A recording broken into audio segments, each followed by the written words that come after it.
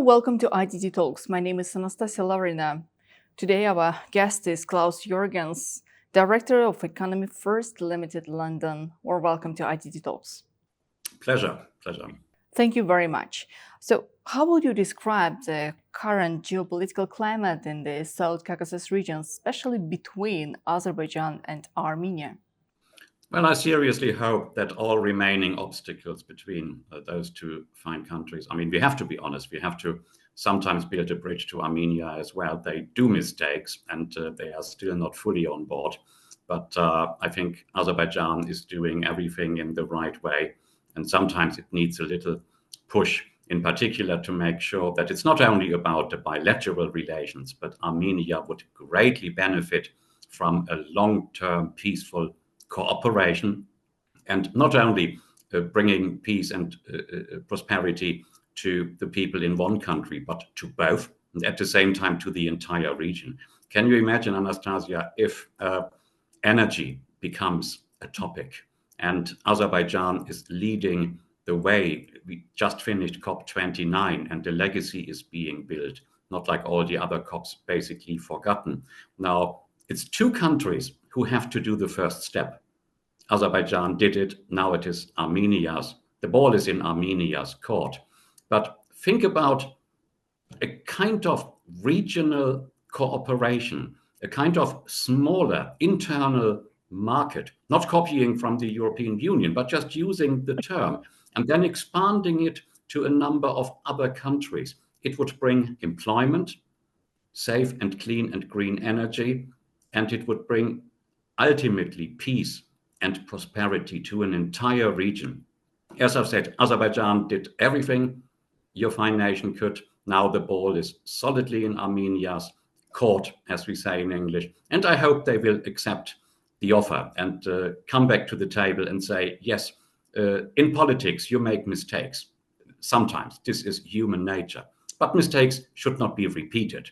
And peace and prosperity is what both nations want. And I'm looking a little bit more optimistic to the year 2025. I think the obstacles can be overcome, in particular if Azerbaijan continues to lead. Mr. Klaus, the Zangezur corridor has been a point of contention between Azerbaijan and Armenia since the end of the war in November 2020. Can you explain the strategic importance of this project and its relevance for not only two countries, but for a wider region? Yes, you say it perfectly. I would not have too much to add to that. It is not only for the two countries, but it is for the wider region. I'm closely following the construction as it is ongoing right now. We have, of course, the Nakhchivan situation. Everyone who is interested in the region knows this. You have to go from Azerbaijan to Azerbaijan, correct? And it doesn't make sense to take a long detour. This is no longer the 17th to 18th century putting up the mental drawbridges. It is absolutely another point for Armenia to make certain that Azerbaijanis can go to Azerbaijan, so to speak. Sorry if I put this in a light way. It's not light at all.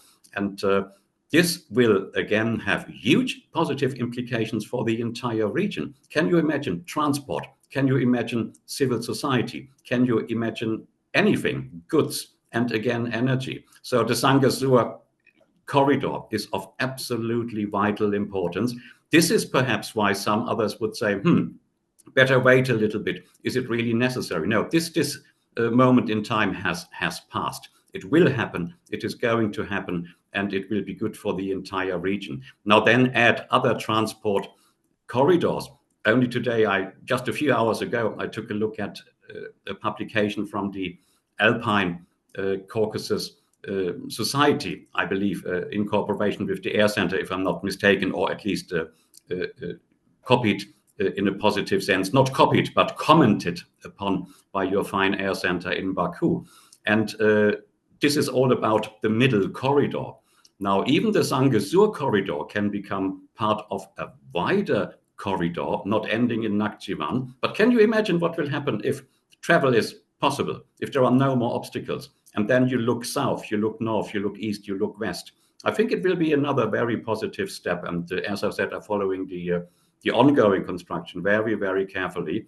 And the sad thing is that it had become necessary at all. Why is it not possible to go directly via Armenian territory? Is Azerbaijan invading Armenia? Of course not.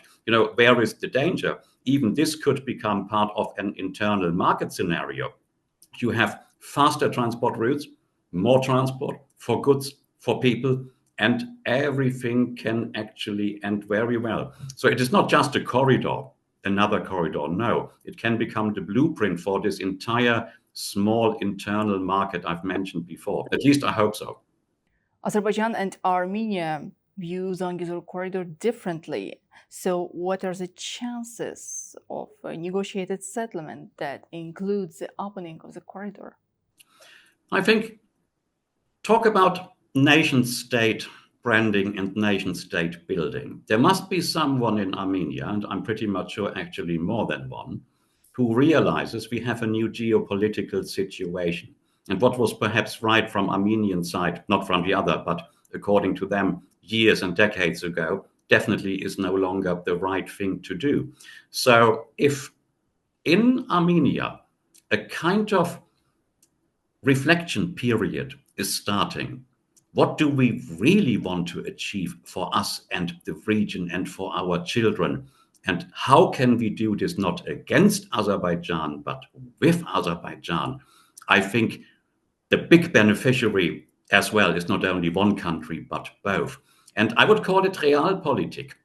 Of course, it doesn't really happen if there are comments from a number of European Union countries constantly bashing Azerbaijan. Whatever it does is wrong and whatever Armenia says is right. We have improvised the border missions, as the EU is calling it, the observatory missions currently. Why don't they actually go to Baku and listen to Azerbaijan first? And then, of course, they can go to Armenia and listen to Armenia, but then they have the full picture. And I've spoken about Armenia. There will be someone, there must be reasoning, there must be a period of reflection starting. And if this starts, then I hope that this period of reflection will start in European Union capitals and in Washington as well. We know how strong the lobby is, not because it has the better argument, it simply has more money. And this is where we have to address the issue. A proactive lobbying campaign would not harm at all. You should not leave the field only to one side. And Azerbaijan can do a fantastic job. Coming back to COP29, this is a milestone in putting a wonderful nation, Azerbaijan, even more firmly on the global platform. And what a success it was. Now, if you take this as a lobbying platform, and if you then say, look, our neighbors, why don't we share in the benefits? You will benefit too. Why don't we finally have peace? And why is the past the past? Then there is no more argument in France, in Belgium, or in Washington, because you say, now even the Armenians have accepted that cooperation is better instead of confrontation. It's a long process, I know. It will not happen overnight, but if it doesn't happen in the next 1 or 2 years maximum, it looks rather dim. So speed is of the essence. Less haste is more speed. But why not use the spring and the summer to come finally to erasing all these obstacles which are still there? And yes, I must admit, and don't get me wrong when I'm banging about this again, the ball is indeed in Armenia's court. And I hope it will, like in a good match, play the second half. And finally, everyone will shake hands. It would need a good referee. You remember I had the honor and pleasure to attend the Western Azerbaijani community event a short while ago in Baku. Now, what is emanating, for example, from one particular EU member state, I don't have to mention it here, I'm not pointing fingers, but you know it and I know it. Now, you cannot simply constantly say what comes out of Baku is wrong. You have to, first of all, understand the situation. You have to go back into history. You have to understand what kind of ethnic cleansing did actually take place. And many of Armenia's confidants and collaborateurs in the political arena simply don't want to hear it. But not because they are not clever, they are not stupid. It was simply the order of the day. Armenia is right, Azerbaijan is wrong. Now, the in the last years, all this image has been changed, positively changed, because Azerbaijan became a very, very proactive regional and after COP29 global player. And I think this is a kind of windfall profit. As I've said, reflection period must start in Armenia. If this starts, then in far away European Union capitals or even further away, further afield in Washington, people will realize, look, would a peaceful cooperation between two nations and eventually a kind of internal market bringing peace, prosperity to many other nations, would this not be beneficial for the entire world? What I hope is the realpolitik.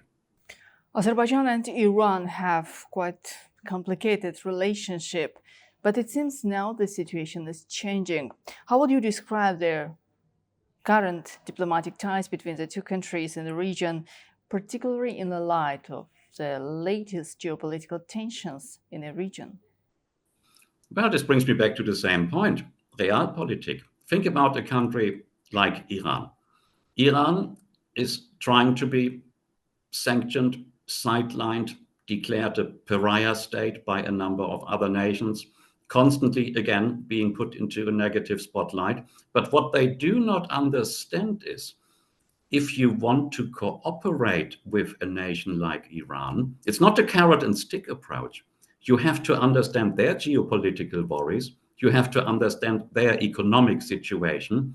I remember the fateful helicopter crash some time ago, and commentators said one of the reasons why this could ever happen is because there were no spare parts because of sanctions from the side of America. So you have to fly with old helicopters and old planes, and you can't even service them anymore. Accidents are prone to happen. This is not a game any nation should play with Iran. Sanctions normally do not work out. They only hit the average person, the man on the street, hardest, and not the elites. So sanctions are the wrong way. Cooperation, dialogue, and I think, same like Armenia, Iran would be very interested in having a share of a future potential small-scale internal market. It will not be an internal market like the European Union. Borders might disappear, but nation states will still be there. It will not be like a new EU 2.0, of course not. But cooperation can work amongst nation states, and everyone has to be treated very, very equally. Last point promised, if you compare this to the Eastern Mediterranean, and who is actually having share of the natural resources, including gas, and should this only be one country, or should it not be a cooperation of, think Egypt, think Libya, think many other countries, of course, Turkey, and then Greece as well. So we have a new geopolitical situation, not only in the Southern Caucasus, not only with Iran, but in an entire region, which is geographically far removed from other power centers, but it can become a new power center based on dialogue, cooperation. It needs, again, a lot of time, but why not? Iran must be on board. Yes, of course. And ultimately, even there, realpolitik will kick in, asking, what is the best for our young generation? What is the best way to educate them? What is the best type of employment? What is the best for raising families in peace and with prosperity? And can we not achieve this with other countries? And now I sound a little bit like the Sunday preacher here. Please forgive me for this, but I'm really, really very interested in seeing that an entire region could become a springboard for peace and prosperity. And if Armenia and Azerbaijan pull it off, and if other countries will join that bandwagon, those who constantly are not interested in seeing this region prosper, they have to think twice, because then it's too late. The region will prosper. But Iran should not be sidelined, and sanctions normally only hit the poorest of the poor, or they hit even the middle classes, the lower middle classes. And this does not bring any stability, and it doesn't bring stability to the country imposing the sanctions either. Well, thank you. Thank you so much for joining our talks today. Pleasure. Thanks for having me. Thank you.